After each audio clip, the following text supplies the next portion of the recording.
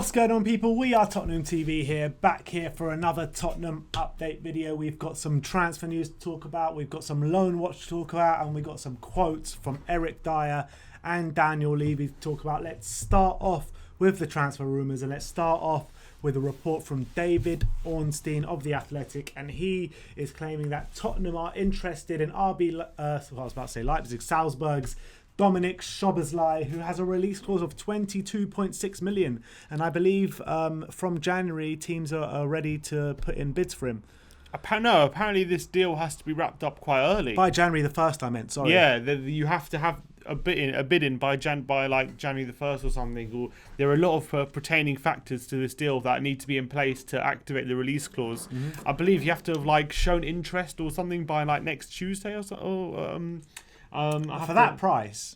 Yeah, look, I think Spurs have seriously got to consider it because, look, this is a guy who's going to have a lot of sell-on value. He's 19. He's already killing it in the Champions League. He's obviously smashing it out in the Austrian League.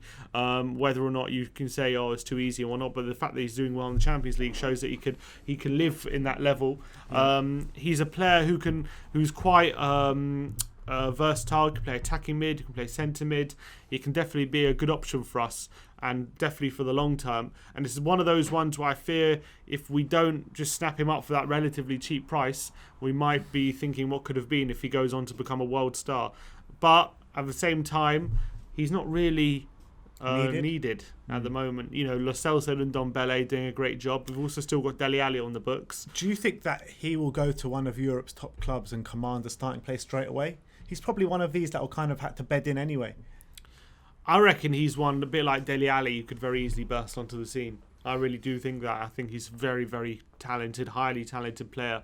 And to be outputting the numbers, even in the Austrian League, at 19, to be doing that, you have to have some serious talent about you. I mean, Salzburg seem to just have young talent on a conveyor belt at the moment. Yeah. Seriously, with Patson Daka, Erling Haaland, you know guy now, Minamino. They're all drinking Red Bull, that's why. Red Bull gives you wings, as they say. But look, yeah, it's true. They have a really good academy. And I think it's one where if we're smart, I think we just do it. Maybe do it and loan him out or something. Maybe loan him back for a year or something like that.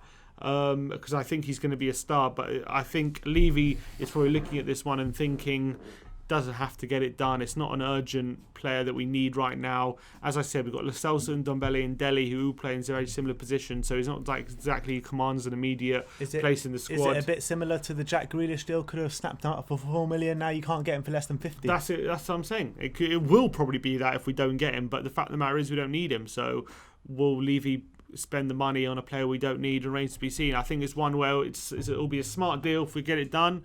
And it'll be a good piece of business, but it's not one where Levy will say that it's urgent and we have to get it done. So I probably go against us signing this in terms of if we actually are going to sign him. But the fact that we're interested shows that we are being smart about it. We are checking the possibilities. So look, maybe we'll get it done, and I'll eat my words, but I reckon we won't. Let's hope we do anyway. Why not? Moving on to reports out in Italy, a publication called Calcio Mercato, and they are saying Spurs are reportedly interested in AC Milan star Frank Kessie, who has now got 18 months remaining left on his contract, who could leave the San Siro as early as next summer. Both Arsenal and Spurs are interested. AC Milan are desperate to tie him down to a contract. The report states that Kessie could be available for 45 million next summer, as Milan might be forced to sell as he will be entering in his last year of his contract. So when are we rumoured to be signing him? In the summer potentially. Well, I don't know. We'll see. He has been amazing this season, this Frank Kessie. Well, alongside Zlatan. Yeah, I mean, Zlatan plays up front, but this guy's a CDM, plays in the middle of the park.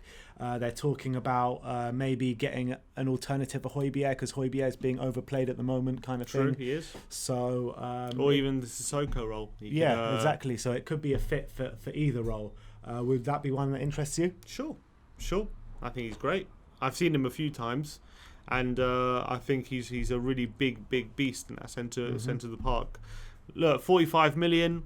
We'll see in the summer. There's a lot can change from now to the end of the season, so it's not one where I think it's to get excited about just yet. Either way, the report says next summer, but if he's not going to sign a contract, they're going to need to sell sooner rather than later. Yeah. AC Milan. Not in January though.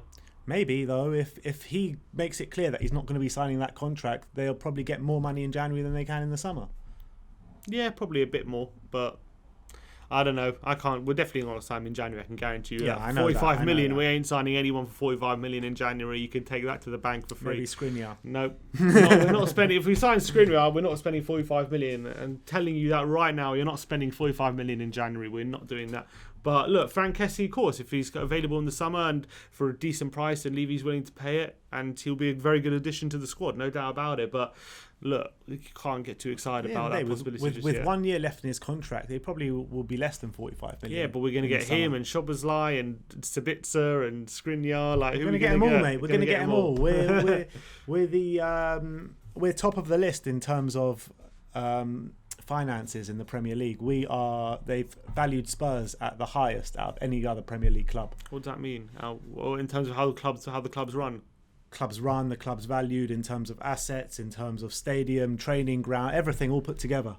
Yeah, that makes sense to me. Look, maybe we'll have to recover from this bloody pandemic first, don't we? Yeah. We'll see. All right, let's move on. And there's been some quotes from Eric Dier on Ledley King. Just before you read out those quotes, here's a stat from Eric Dier. Eric Dier has made more headed clearances than any other player in the Premier League this season. Absolute brick wall. That is Eric Dier this season, and that is 37 headed clearances. 37. He's been a man mountain at the back this season. So Eric Dier has been talking about how Ledley King has had an effect since he's come to join the Tottenham coaching staff, which is all hoping he would have a really positive effect. And he said that he's not just saying this because he's at Spurs and to appease the Spurs fans, but when he was growing up, Ledley King was one of the centre-backs he really admired a lot when he was growing up, and he said it's really, really great that Ledley is now part of the coaching staff, and he's someone who he really respects as a player, is there to help him become a better centre-back. And he says always before the game and after the game, always has little conversations about him, about the way he plays and the way he's defending, and to help him improve his game. And it's always great to bring his own experiences to help him through that. And he says it was all about constantly having an open dialogue with him and about ways to improve. And he said he's been really, really beneficial since he's come in assistant manager. And you can see as well in the clips, when those Spurs released those Mourinho cam clips, you can see Ledley King there barking orders to Dier, helping him through the game, helping him manage it.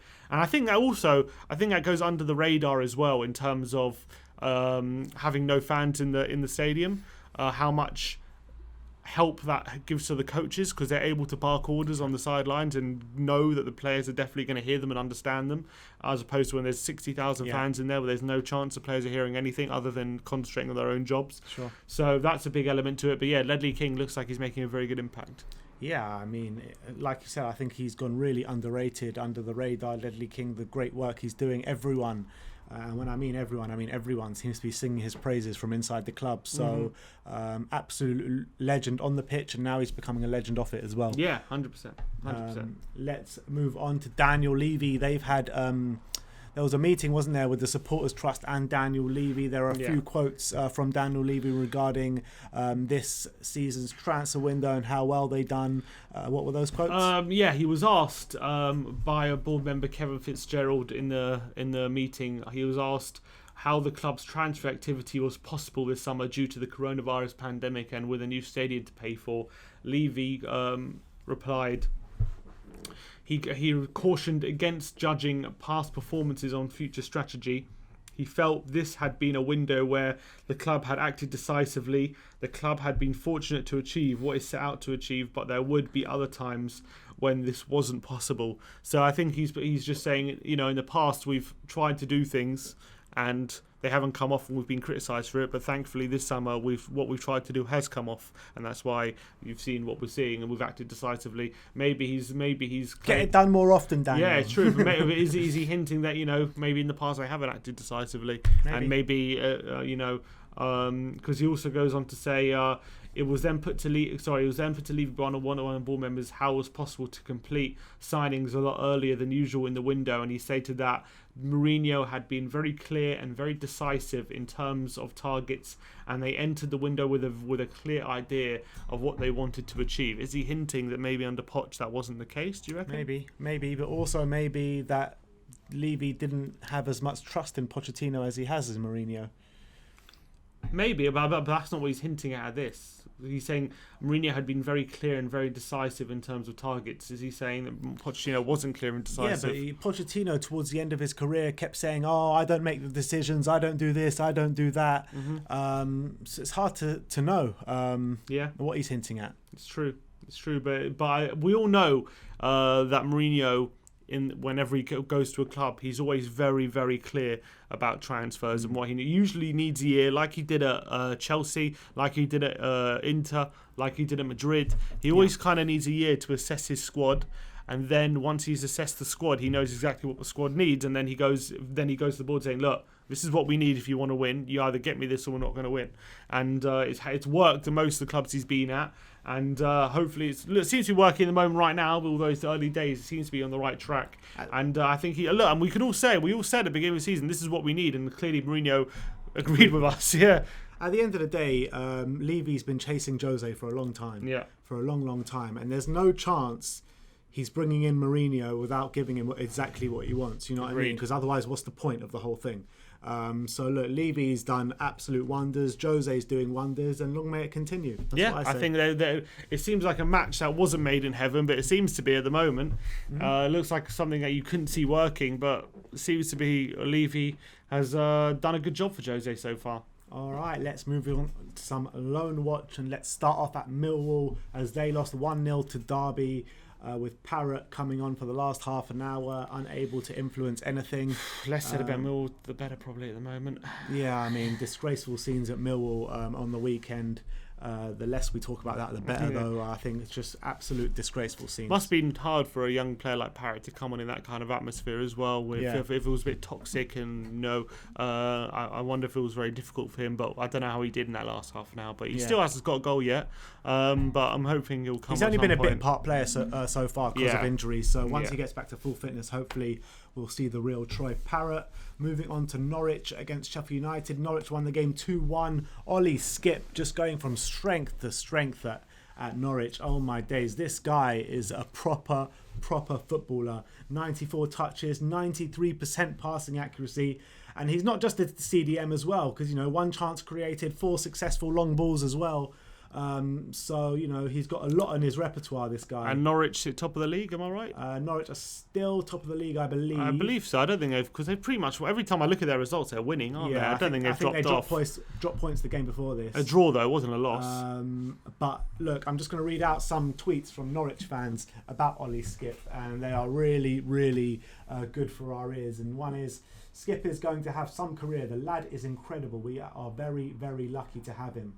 And then there's another one in reply to that saying he was the player I was most excited about after seeing the squad come together. Knew he was going to be better than the rest of the lads we've got in the role. Bet Mourinho is buzzing.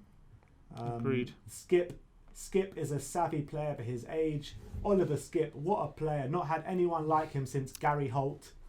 Gary Holt, wasn't he a striker? Oh, Grant Holt was a striker. Who's Gary Holt? I don't know who that is.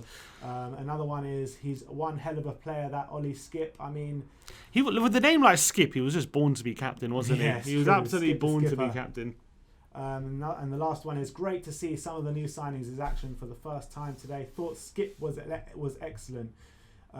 You wouldn't know that Lungi is not a left, blah blah blah. The rest wasn't about Skip, but look, the plaudits coming out for Ollie Skip week in, week out. Fantastic. I'm really happy for him that he's playing really well. He's getting plaudits, and hopefully this loan spell will really help him grow into a real player. Seems to be doing the trick. He seems to be turning him into a man, from a boy into a man. I'm so excited for him to come back next season. I am. I really am. Shame. I feel for Harry Winks though, when he does come back next season, if he does hit the ground running, Skip.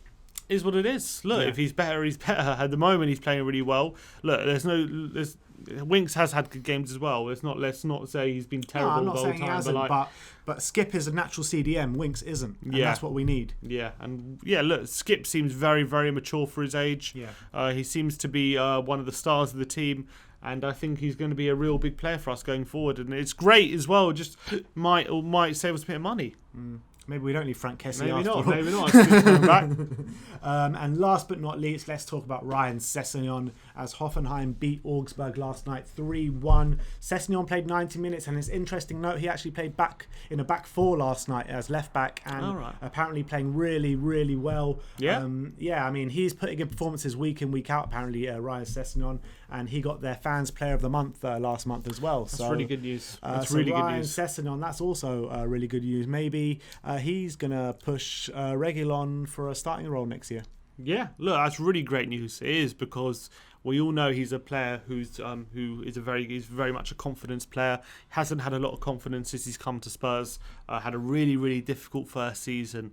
Especially you could see whenever he was on the pitch, he just looked bereft of confidence. And I can guarantee you that him winning plaudits, especially from the fans, winning their Player of the Month, is going to do him the world of good.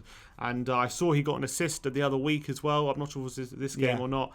A really good cross into the box, getting an assist. And he got a goal the week before. This game, it was a couple of weeks ago. And he got a goal a week before as well. So he seems to be coming along really well. The Hoffenheim fans seem happy with him as well. So really great stuff. And, at the end of the day, if the reality is Reguilon does have that release clause, doesn't he? So if he does end up leaving, having Sessegnon, a fully confident Sessegnon to step in, could be invaluable to us. Even if Reguilon doesn't leave, to have him and Sessegnon fighting for the left-hand side, and maybe it'll give the option for Ben Davies to slot in to more of a centre-back role or out of the club, to be honest. Or something. But I think it's just positive. It's all positive. All right, so there you have it. That is the Tottenham update today. Let me know if you have any thoughts regarding any of the news we brought to you today. Like, subscribe and comment. And as always, come on you Spurs.